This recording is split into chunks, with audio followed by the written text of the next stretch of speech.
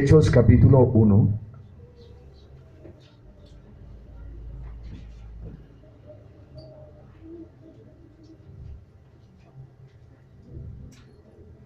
Verso 6 en adelante. Entonces los que se habían reunido le preguntaron diciendo: Señor, ¿restaurarás el reino a Israel en este tiempo? Y él les dijo: no os toca a vosotros saber los tiempos o las sazones que el Padre puso en su sola potestad, pero recibiréis poder cuando haya venido sobre vosotros el Espíritu Santo, y me seréis testigos en Jerusalén, en toda Judea, en Samaria y hasta lo último de la tierra. Y habiendo dicho estas cosas, viéndolo ellos, fue alzado y le recibió una nube que le ocultó de sus ojos. Y estando ellos con los ojos puestos en el cielo, entre tanto que él se iba, he aquí se pusieron junto a ellos dos varones con vestiduras blancas, las cuales también les dijeron: varones Galileos, ¿por qué estáis mirando al cielo? Este mismo Jesús que ha sido tomado de vosotros al cielo, así vendrá como le habéis visto ir al cielo.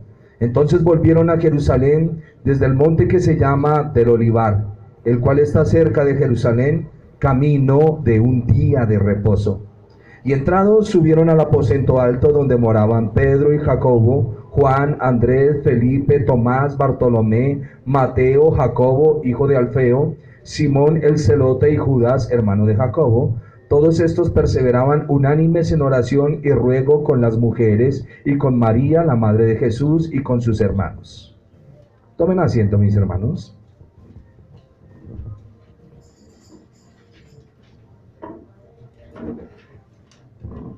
¿Qué recuerdan de la clase pasada?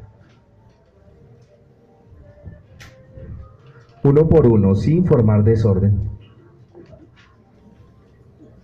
Veíamos que quien escribió Hechos, o sea, Lucas, era como un solo compendio del Evangelio de Lucas y de Hechos, y que sí era muy inspirado, pero él está recopilando información, ¿sí? En esa parte pues, de la escritura del libro. Amén. ¿Quién más?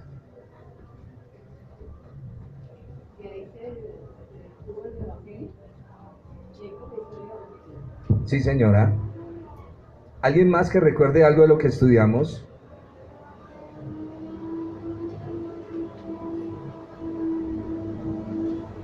Lucas había contado, o sea, me parece ser que las narraciones que tuvo un orden las sacó historiadores y también de lo que Pablo había dicho, que él acompañó a Pablo en varios de sus viajes. Amén, amén. Muchas gracias, mis hermanos. Es importante entender el libro de los Hechos para poder entender las doctrinas que llevamos, ojo, sin caer en judaísmos. El hecho de que estudiemos una parte del hebreo no quiere decir que nosotros estamos en judaísmo y que aquí vamos a resultar con kipá y haciendo Pascua y panes sin levadura y todas esas cosas que no tienen nada que ver con nosotros. Primero que todo, ¿por qué? Porque ustedes no son judíos. Segundo, ustedes son colombianos. Amén. Aquí hay boyacenses que puede pararse y decir: soy boyacense, amo a mi taita como a mi mamá. Eso no lo puede cantar el judío porque no es boyacense, ¿cierto? O sí lo puede cantar. O el gringo le puede decir eso. No, no lo puede decir. ¿A qué me estoy refiriendo con esto? No cambie la cultura donde el Señor lo puso a usted por tratar de tomar una cultura que no le corresponde. Pero el punto escritural es que nosotros debemos entender qué sucedió en esa cultura para poder interpretar la escritura. Si aquí hablamos de el día de reposo, no estamos mandando a la gente a guardar el Shabbat, porque el judaísmo está rampante. El judaísmo, cuando le entregaron la ley y los profetas, no quisieron, no se les dio la voluntad de predicarnos. Ahora que ha venido el Señor, ha comisionado a sus discípulos. Aparte de eso, comisionó dos hombres fuertes. Dice el Señor: apartadme a Saulo y a Bernabé, porque los voy a mandar al ministerio de los gentiles. Y ahora, después de que ven que la iglesia ha tomado la escritura, aparecen estos señores judíos queriendo que nos dejemos crecer la barba, que comencemos a guardar sus fiestas, pero las cosas no son así. Y vamos a estar mirando y vamos a estar estudiando. Una cosa es ver el trasfondo cultural y otra cosa meternos en esas situaciones. Todo el judaísmo, les decía que más o menos 180 años atrás, todos los fariseos comenzaron a predicar que vendría un Mesías guerrero, que iba a libertar al pueblo. Todo el judaísmo esperaba un guerrero Mesías para restaurar a Israel, que es la pregunta que le hacían los discípulos. Eso lo vimos en la clase pasada, que el Señor les dijo: no les toca a ustedes saber los tiempos ni las fiestas que el Padre ha determinado en su sola potestad. Pero, ¿qué dice el pero ahí? Recibiréis poder. Porque ellos están preguntando si ya se instauró el reino. ¿Ustedes qué creen? ¿Ya se instauró o no? ¿Sí? Ah, bueno, me gusta. Sí, porque el Señor dijo: toda potestad me ha sido dada en el cielo y en la tierra. Si usted quiere ver en qué momento le dieron la potestad al Señor, Apocalipsis 4 y 5, que los evangelios no lo narran. Es como hablábamos que los evangelios no narran qué pasó después de la muerte y resurrección del Señor. Lucas nos dice que le apareció a los discípulos durante ¿cuánto? 40 días, y le dijo: esperen 10 días a que venga la fiesta de Shavuot o la fiesta de Pentecostés. Eso es lo que les dice el Señor. Cuando Cristo fue crucificado, la gran mayoría de los judíos, que tal vez esperaba que fuera este hombre de Nazaret, que era el Mesías, se compungieron. Uno de ellos, Judas Iscariote, está convencido de que Jesús es el Mesías guerrero. Con él se va a sentar en un trono, van a gobernar, van a reinar. Él es el tesorero, él recoge lo que en las ofrendas van recolectando. Él lleva esta idea en la cabeza. Cuando Jesús, nuestro amado Señor, dice: tengo que ir a la cruz a morir, ¿qué sintió Judas en el corazón? Se estremeció y dijo: ¿cómo así? Usted no va a ser el guerrero, usted no va a venir a libertarnos de la cadena de Roma, no va a acabar con todo esto, Señor. Uy, no, qué tristeza. Toca sacar partido de esto. ¿Qué va a hacer Judas? Venderlo. Y eso es lo que pasa con Judas. Y eso es lo que pasa con muchos de nosotros cuando las expectativas que llevamos al frente no son como yo las creo. Y como Judas podemos terminar vendiendo al Señor. No crea que no vendemos al Señor. El Mesías también indicó que se deben quitar los ojos en un futuro desconocido y concentrarse en el ahora. El Señor instauró el reino, somos parte del reino. Veíamos eso en la clase pasada. Amén. Somos parte del reino. Estamos evangelizando a la gente para que entre al reino de Dios. Que el rey salió y dijo: voy a hacer una labor, pero vuelvo otra vez por ustedes. Y nos vamos a reunir pronto. El Mesías indicó que se debe quitar los ojos de un futuro desconocido y centrarse en el ahora. Pronto se les van a dar el derecho de ser testigos a estos discípulos a los cuales el Señor escogió como los 12 apóstoles. Hechos capítulo 1 versículo 9 dice: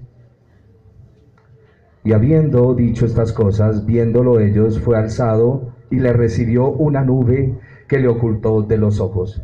Voy a ir un poquito rápido y usted debe estar atento a la palabra, no pierda nada, para que aprenda lo que estamos hablando, para no detenernos mucho en ciertos apartes.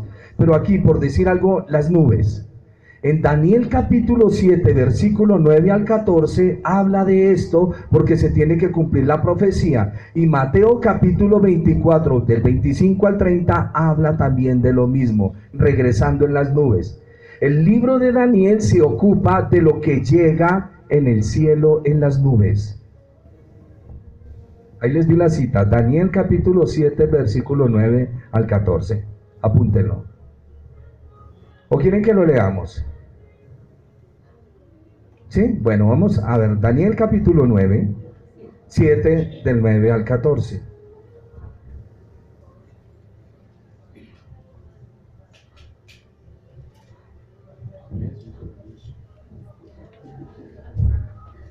¿Se necesitaba?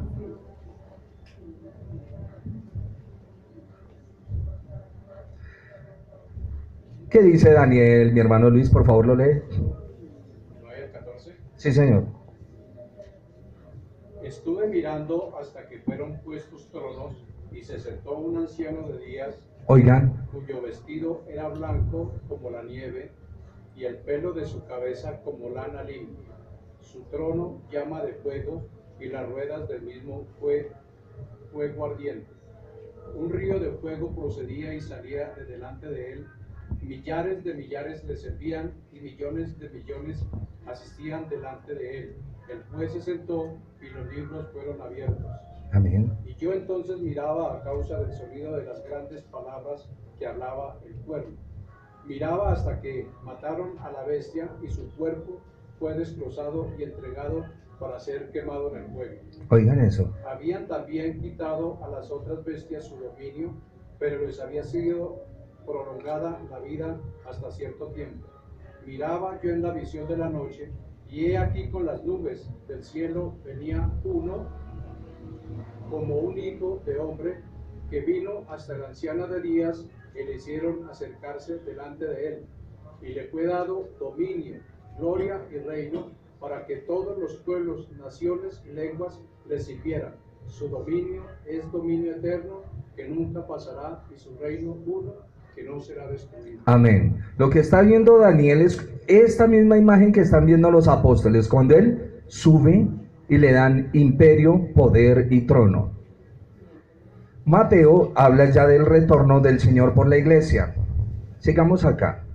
Así que esencialmente lo que leemos en Hechos, de que el Señor asciende en las nubes, cumple lo que Daniel profetizó. Pero entonces tenemos dos ángeles que aparecieron a los discípulos para informarles. No hay necesidad de entrar a mirar los ángeles, ¿no? Porque aquí todos saben que es un ángel. A informarles que como él se había ido, así volverá de regreso en las nubes. ¿La nube que representa? La presencia de Dios. La nube en la Biblia representa la presencia de Dios. ¿Recuerdan la nube allá en el tabernáculo? ¿Recuerdan la nube que llenó el templo? La nube representa la presencia de Dios. Se dice que los discípulos volvieron a la ciudad de Jerusalén, ¿cierto? A ver, vamos a mirarlo. Versículo número 12.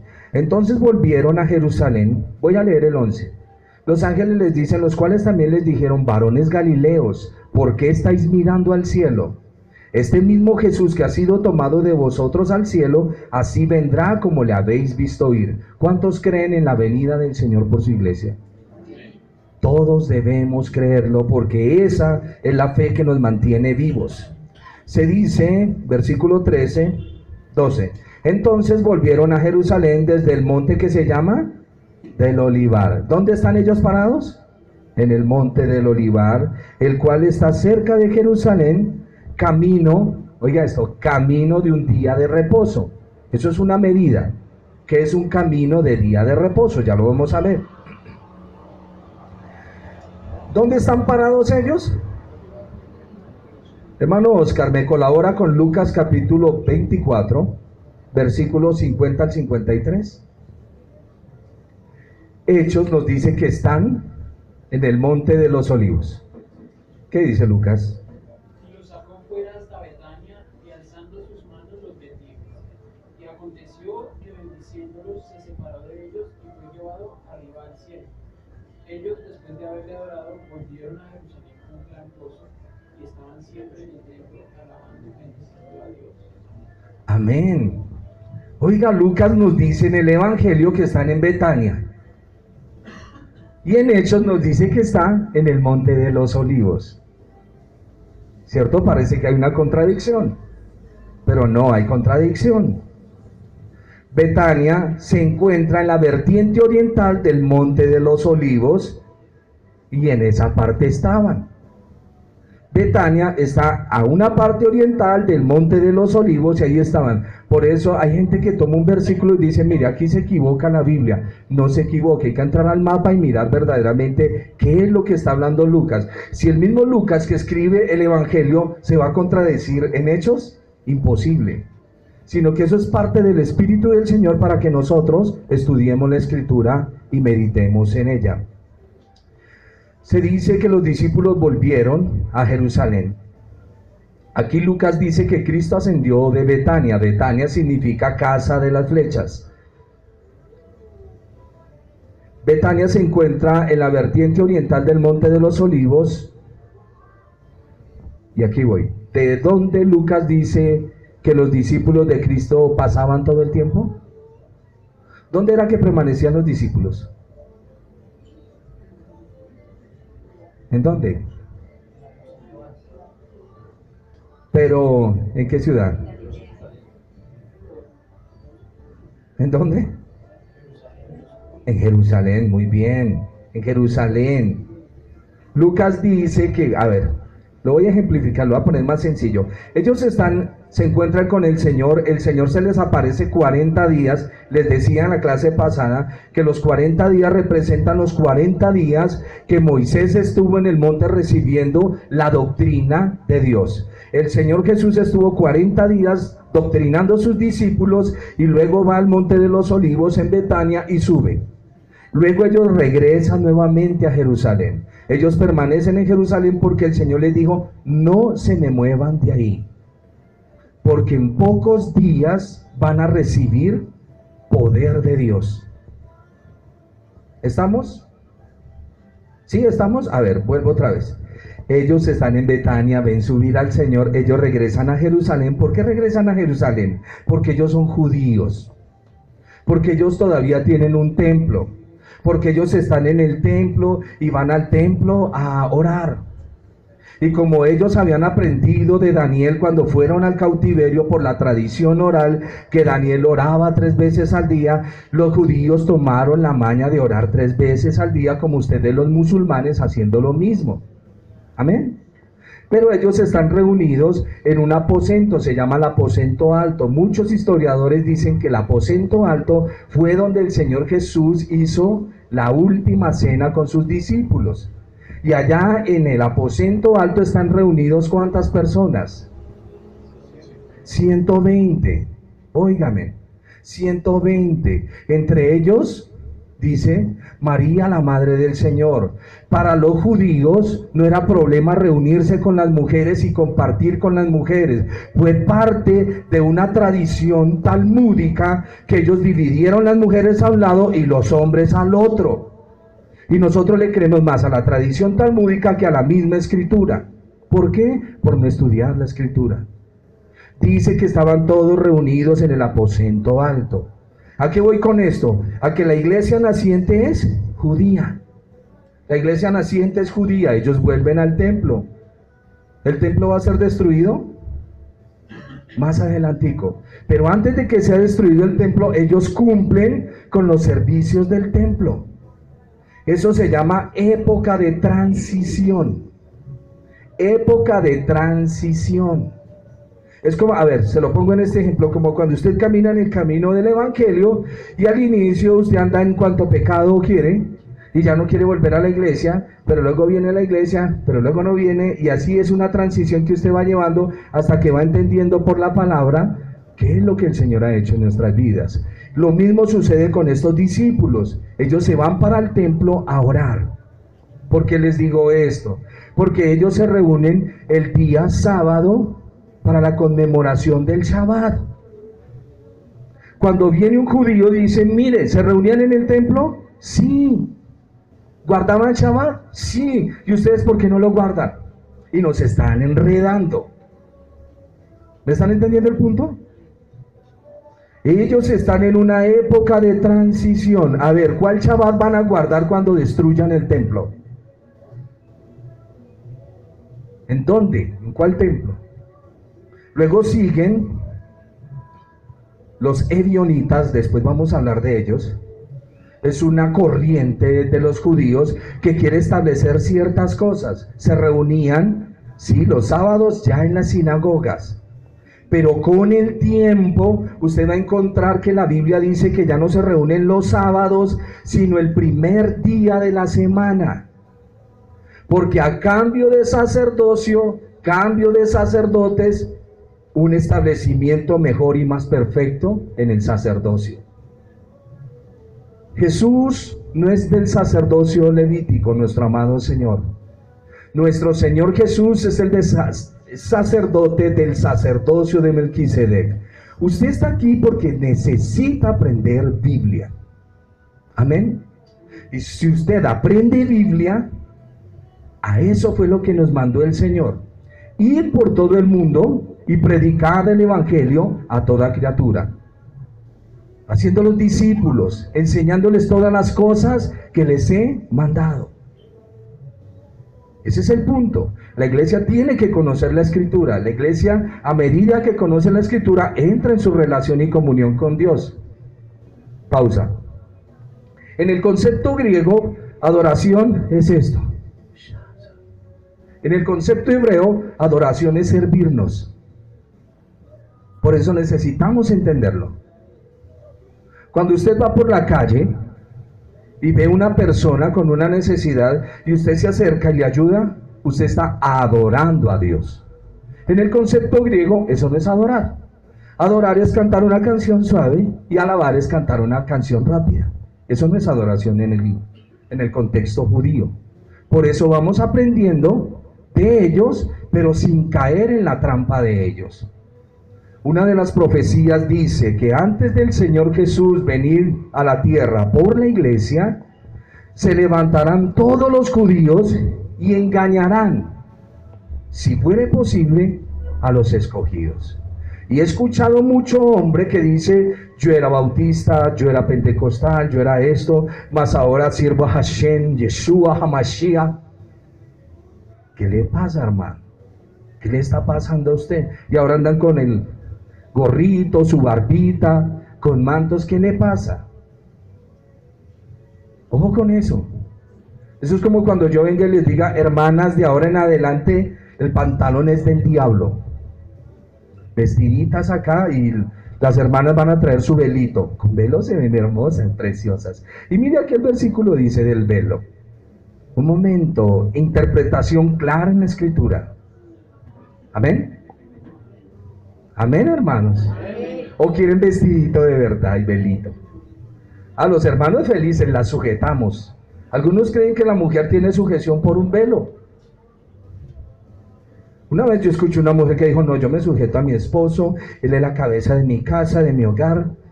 Pero ¿qué tal esos tipos? Oye, hermana, eso no es sujeción en la Biblia.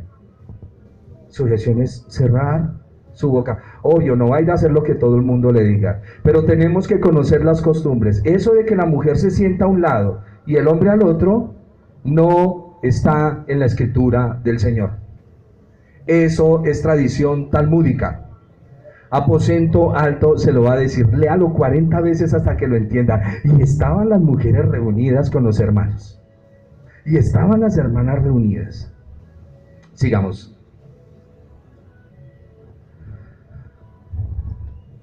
Estaba en el punto, ellos están guardando costumbre judía, porque todavía no ha venido ese movimiento del Espíritu del Señor en el cual va a revolucionar todo, y va a comenzar a traer un poconón de cambios sobre esa nación. ¿Estamos? Los discípulos primarios van camino al templo, no lo olviden. ¿Por qué?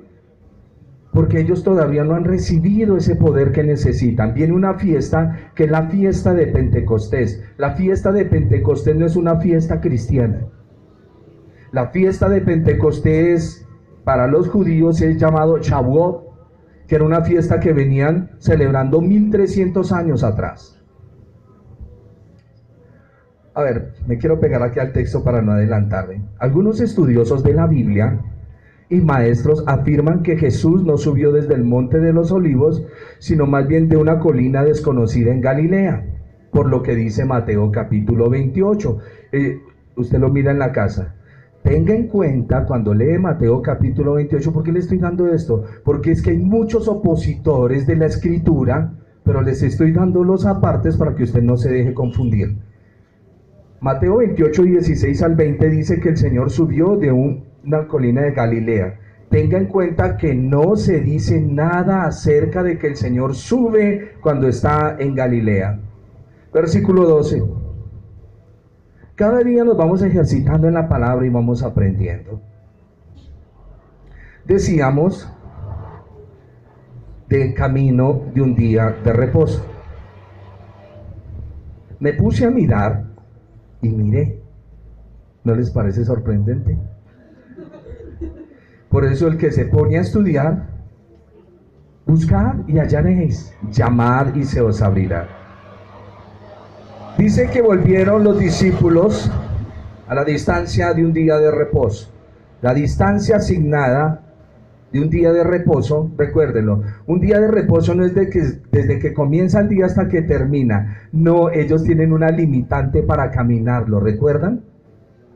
En el día de reposo no pueden caminar mucho. Por eso cuando dice distancia de un día de reposo fue alrededor de 2/3 de milla, más o menos 3 kilómetros para los residentes de Jerusalén, pero la distancia varía de ciudad en ciudad, por lo tanto nos habla de que estaban cerca y se pudieron mover. La ley decía, la ley talmúdica, que si usted caminaba y va a saludar a Martínez y hasta aquí le da el paso, ya ahí no puede seguir hacia adelante. Eso es parte de la tradición de los judíos con el reposo, con el día de reposo, pero el Señor jamás enseñó eso. A ver, les voy a dar una ilustración. Un día de reposo, el Señor va con los discípulos y van arrancando, tienen hambre, van arrancando espigas de trigo y van comiendo. Y los fariseos le dicen, oiga, primero que todo sus discípulos no se lavan las manos, invalidando la tradición de los ancianos. Y el Señor les dice, muy bien, tradición de ancianos, eso no es Biblia, eso no es Biblia. Segundo, ¿por qué sus discípulos comen en día de reposo? Y eso es una labor, y el Señor tiene que coger y decirles, venga, un momento muchachos, ¿ustedes han leído un día que David bajó y cogió los panes de la proposición y se los comió? Cuando él no debía ni aún tocarlos. ¿Han oído ese versículo en la Biblia? Y aquí viene una enseñanza, aquí viene una enseñanza. Sobre el juicio triunfa la misericordia.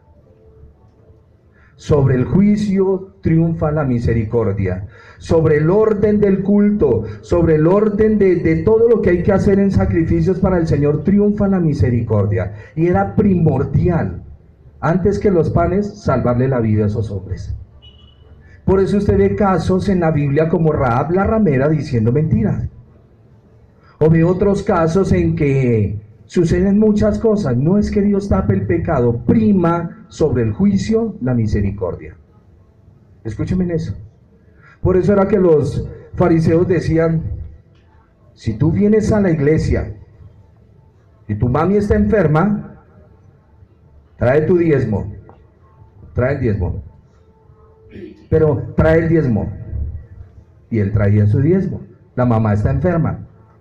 Y dice, y ahora lo que usted le pueda dar a ella, eso se llama corbán. Y esa es la ofrenda tuya para tu mamá. Y el Señor dice, un momento. Si su mamá está enferma, no traiga los diezmos. Ve y cómprale la medicina a tu madre. Porque prima el mandamiento, honra a tu padre y a tu madre. Eso es lo que enseña la Biblia. Pero yo sé que a toda hora no vamos a tener la mamá enferma. Y mire, cuando la Biblia nos da cierta autorización a ciertas cosas, siempre tendemos a torcer el derecho. El que tuerce el derecho, ¿quién es? El malo. Que día soy un hermano, no, yo voy a coger lo de mis diezmos y voy a ir a hacer mercado. Vaya, pero Dios no lo mandó a usted a eso. Voy a darle mercado a los hágale, hermano. Esa es su Biblia. Esta no dice eso. Por eso debemos de tener cuidado que lo que decimos y lo que enseñamos sea bíblico.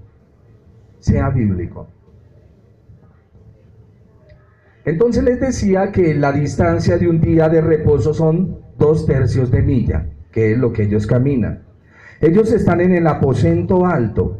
La mayoría de las casas de Medio Oriente fueron construidas, a ver, para que me entiendan, las construcciones de las casas en Jerusalén es como ver el Tunal Viejo. ¿Han visto el Tunal Viejo? El Tunal está rodeado por apartamentos, pero cuando usted va a las casas, hay unas casas que tienen unas escaleras así hacia arriba. Eso es el Tunal Viejo. La estructura de eso es la estructura judía. Los judíos, la palabra patio viene de ellos. Ellos son los que tienen patio. La palabra patio viene de un contexto judío. Cuando quieran mirar más o menos, claro que tenemos televisor y todo. Entonces, primero, venía la parte primaria, que es el primer piso, y en la parte de arriba se construía lo que conocemos nosotros como segundo piso.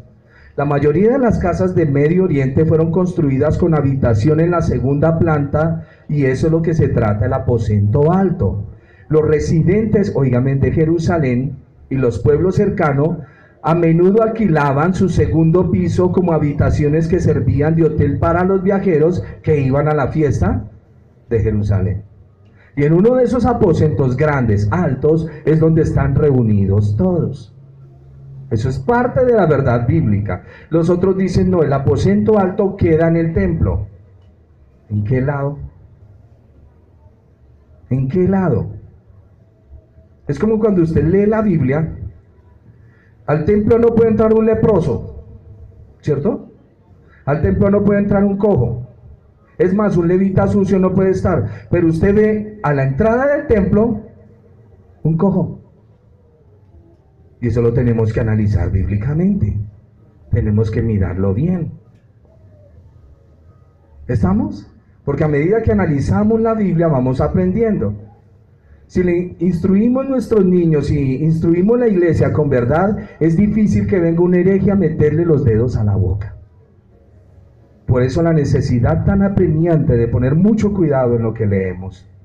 Entonces les estaba hablando, ¿qué es el aposento alto? ¿Alguien que me ayude?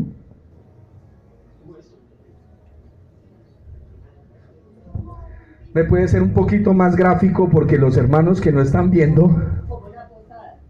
Como esto, pero si tuviera una escalera desde la acera hasta acá. ¿Esto significa el recinto? Ah, gracias, mi hermano. Pero le decía que fuera un poquito gráfico. Porque si estuviésemos en la radio, dirían, lo que le estamos mostrando, esto, y nosotros, ¿qué será? Entonces un poquito gráficos. Es un recinto, también servía de hospedaje para las personas que iban a la fiesta. Y las fiestas era obligatorio que los judíos fueran. Si hay fiesta de panes sin levadura, de Pascua, todos allá. Panes sin levadura, todos allá. Fiesta de las gavillas, todos allá. Ningún judío podía faltar. Eso era una ofensa. Como el católico no celebrar el Día de la Virgen. Es lo mismo. Les decía, es típico del Antiguo como del Nuevo Testamento que a las mujeres se les da respeto y posición junto a los hombres. No hay ninguna indicación de que las mujeres eran consideradas de segunda mano, que oraban aparte de los hombres. Ojo, eso no está en la Escritura. Fueron los hombres con sus leyes que establecieron eso. Y hay veces defendemos más una ley talmúdica que la Escritura. Ojo con eso. A pesar de que era tradicional en las sinagogas tener los hombres separados de las mujeres, por eso ustedes van a ver una parte en el templo que es el patio de las mujeres, el patio de los gentiles y donde entran los verdaderos judíos. A ver, vamos aquí a definir un puntico que va a ser un poquito difícil para nuestra doctrina hermosa. Vamos para allá. Mire lo que dice el versículo 13. Fijen sus ojos en la Biblia, pongan mucha atención. Esto que ustedes están aprendiendo, mis hermanos, es algo real, verdadero. Usted donde vaya a exponerlo, si pone bien cuidado, lo expondrá bien, porque es la palabra del Señor. Por eso tenemos mucho cuidado. No crea, mire, a mí me cuesta luchas interminables con el Señor decirle, enséñame, Padre, porque la responsabilidad que recae sobre mis hombros, sobre ustedes, es grande. Si les enseño algo que no es, me voy a meter en problemas con Dios. Es una lucha. Esta mañana estaba en esas, 3 de la mañana. Me dormí como a la 1. Estaba estudiando acerca de el partir el pan. Y me voy y comienzo a mirar el partir el pan y pude dormir 2 horas. Y dele, y dele. Esto no lo estoy diciendo para reconocimiento en ninguna clase. Le estoy diciendo la batalla que mantiene uno. Yo no entiendo cómo hay hombres que dicen, no, es que es esto, ya, así es, así es. Momento. ¿Estudió lo que me está diciendo? ¿Indagó en las Escrituras? Escudriñad las Escrituras porque a vosotros os parece que en ellas tenéis la vida eterna y ellas son las que dan testimonio de mí. Por lo tanto, usted debe tener mucho cuidado cuando traza algo. Muchísimo cuidado. Eso es como si me traes un niño y yo soy médico y descuidadamente le digo, no, dele estas gotas. Tengo el caso de un amigo, y esto que sirva de advertencia para todos. Él tenía a su bebé pequeño, un niño normal, caminaba normal, todo normal. Fue a que le aplicaran una vacuna al niño y lo atrofiaron. El niño quedó mongólico por una vacuna. Usted no tiene ningún problema con decirle al médico, hágame un favor, que yo vea que la vacuna es nueva, muéstreme la fecha de vencimiento. Van a vacunar sus hijos. Ojo con eso. Y eso le pasó a un amigo mío. Y el niño hasta el día de hoy él quedó atrofiado y nadie respondió, nadie. Lo mismo sucede cuando uno de sus hijos viene a buscar la palabra del Señor y le dan cualquier cosa. Pues él se lo cree. ¿Qué problema? Si yo le digo a sus hijos que Dios tiene cachos y cola, que Dios estoy adorando yo. Escúchenmelo, por favor. Hay que ser serios con la Escritura, hay que ser serios con lo que estamos estudiando. Versículo 13. Y entrados subieron al aposento alto. ¿De dónde vienen? Del monte de los olivos. Donde moraban Pedro y Jacobo, Juan, Andrés, Felipe, Tomás, Bartolomé, Mateo, Jacobo hijo de Alfeo, Simón el guerrillero, el celote es un guerrillero, Simón el celote y Judas el hermano de Jacobo. Ahí están los discípulos. Todos perseveraban unánimes en oración. Escuche eso, tatúeselo, perseverando en oración. Estaba pensando en qué dibujo me tatúa en el brazo o en el pecho. Perseverando en oración. Tatúeselo en la frente, santidad a Jehová. Ay, hermano, a veces no sé qué tatuarme. Eso. Perseverando unánimes en oración y ruego con...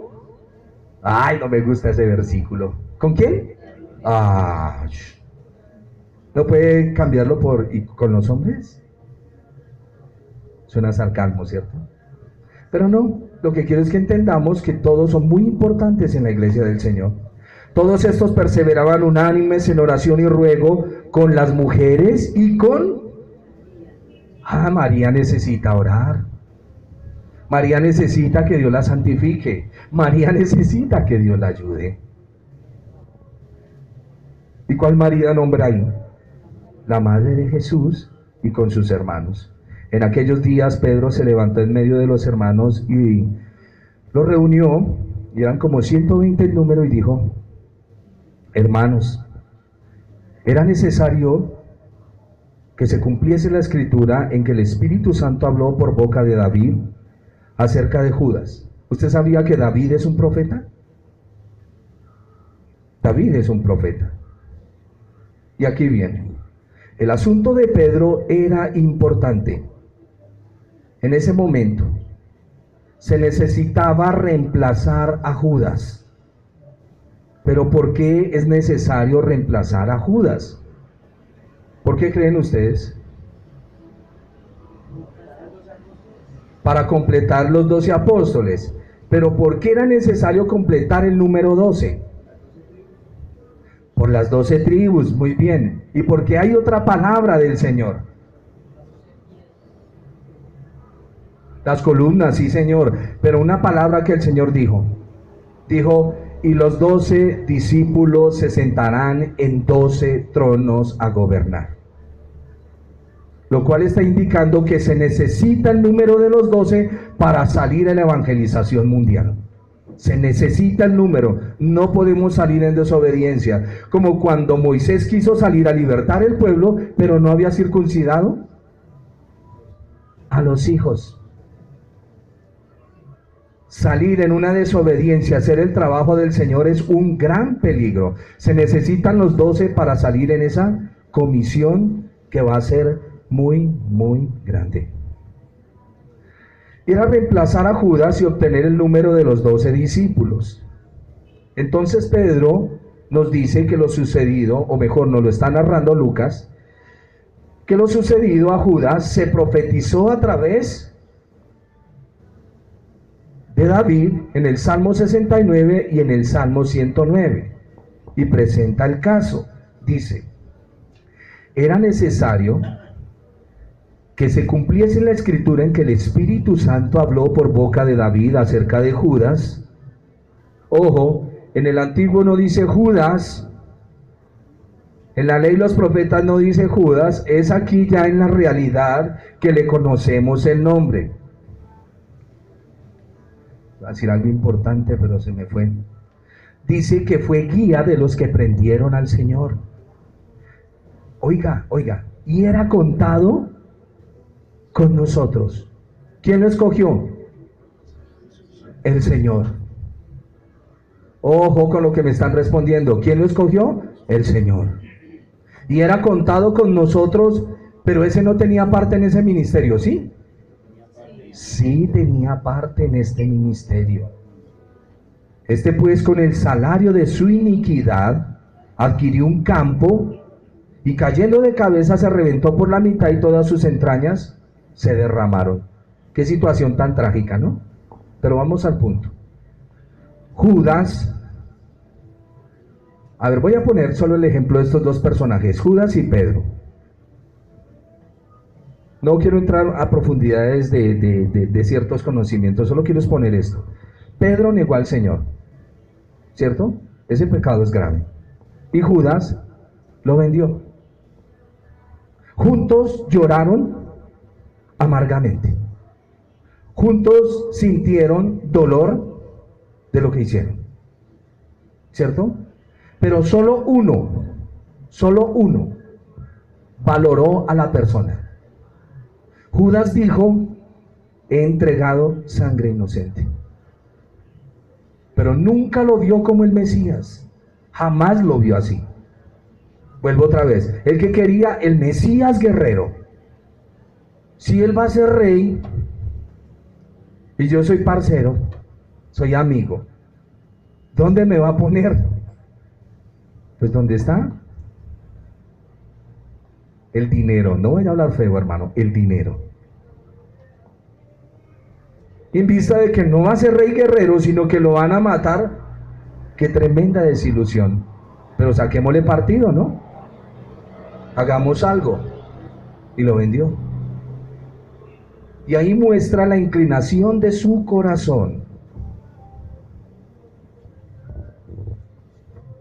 Sigamos en el versículo de lo que está hablando Pedro.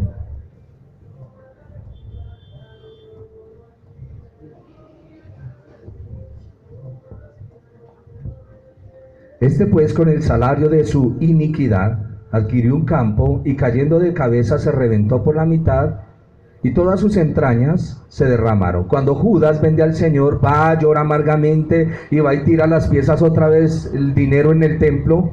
Ellos recogen eso y compran un campo, ya está profetizado. Y Judas va y se ahorca. Y dicen que al ahorcarse se rompe la rama, cae a un precipicio y se explota. Se le salen las entrañas, que es lo que está aquí narrando Lucas. Y dice, y fue notorio a todos los habitantes de Jerusalén, de tal manera que aquel campo se llama en su propia lengua Aceldama, y ahí está la interpretación, que quiere decir campo de sangre. Porque está escrito en el libro de los Salmos: sea hecha desierta su habitación, y no haya quien more en ella, y tome otro su oficio.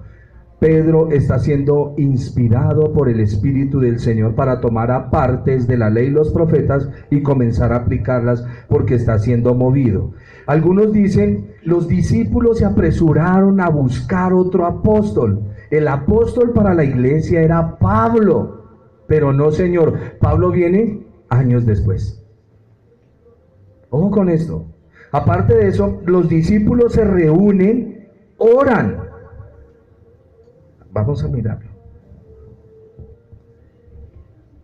Es necesario pues que de estos hombres que han estado juntos con nosotros todo el tiempo que el Señor Jesús entraba y salía entre nosotros, ojo, estas son las características para un apóstol. ¿Ustedes han oído apóstol? El apóstol Juncos, el apóstol no sé qué, el apóstol sí sé cuándo. Sí los han oído, ¿no? Estos señores apóstoles es necesario, en medio de su falsedad, que entiendan esto. Es necesario que de estos hombres que han estado junto con ¿quién? Con nosotros 11. Todo el tiempo que el Señor Jesús entraba y salía entre nosotros, tenían que haberlo visto levantar, salir, todo. Comenzando desde el bautismo de Juan. Miren los requisitos para un apóstol.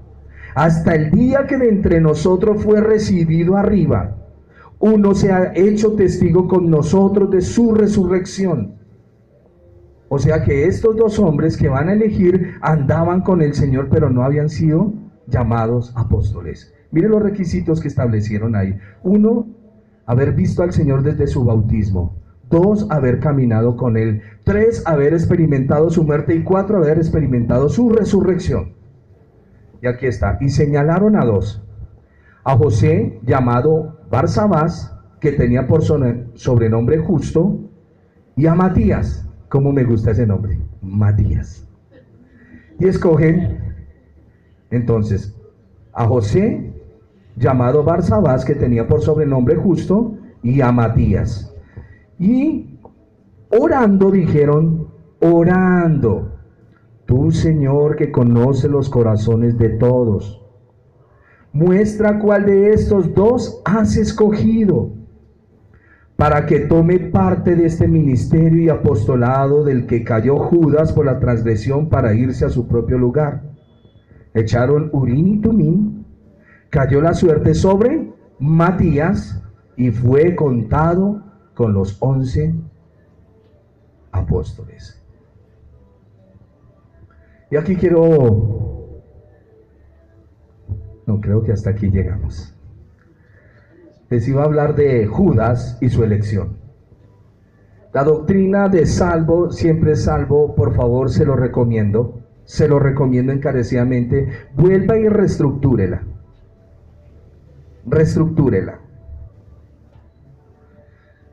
Sin arrepentimiento y sin santificación, no hay nada. Sin arrepentimiento y sin santificación, no hay nada. Judas fue llamado por el Señor. A Judas le dieron un ministerio, aunque no lo había efectuado todavía, dejó ese llamamiento. Después vamos a mirar la elección soberana, pero lo que quiero que mirar es la responsabilidad tuya y mía frente al Señor. Amén. Hoy hablábamos en esta mañana muchas cosas, el Salmo, todo estaba ya meditando, pero todos los días, de manera rara, pero cierta, somos llamados a arrepentirnos. Todos los días.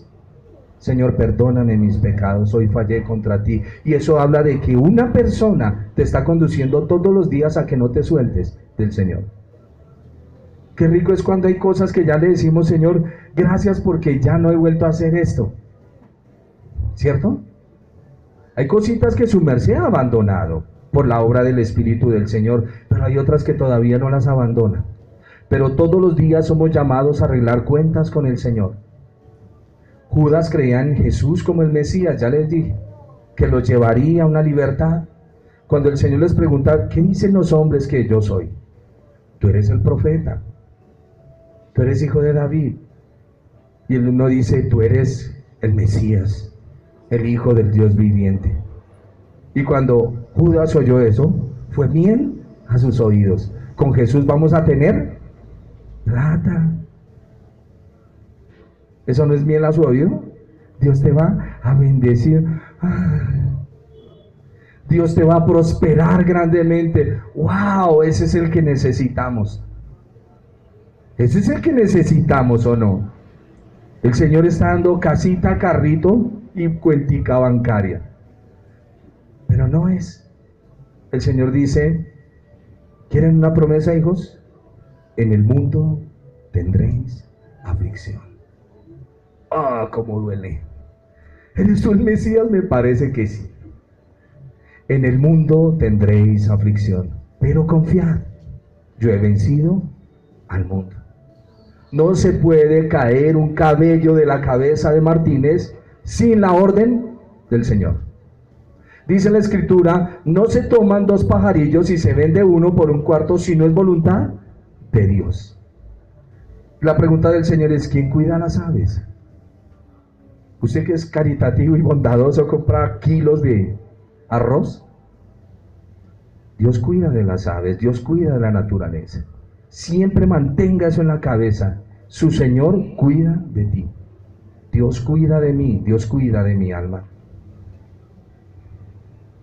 Vamos a dejarlo hasta ahí, y en la próxima clase vamos a entrar al capítulo 2 y vamos a ver la fiesta de Pentecostés y lo que sucede en esa fiesta. Vamos a ponernos en pie y vamos a agradecer al Señor por su bendita y santa palabra. ¿Cuántos saben que el Señor los escogió? ¿Y por qué lo saben? Por su Espíritu. ¿Y por qué más? Por los hechos que han ocurrido en sus vidas. Porque a pesar de ser tan malos, Él nos perdona, Él nos sigue llevando. Y a veces levanté mi boca contra el cielo y le dije, Señor, pero ¿a usted qué le pasa? Pero como Él es tan bueno y misericordioso, mañana hablamos. Sí, Padre sabio. Y luego llegué por la noche, no había pasado el mañana. Cuando llegué le dije, perdóname, Señor.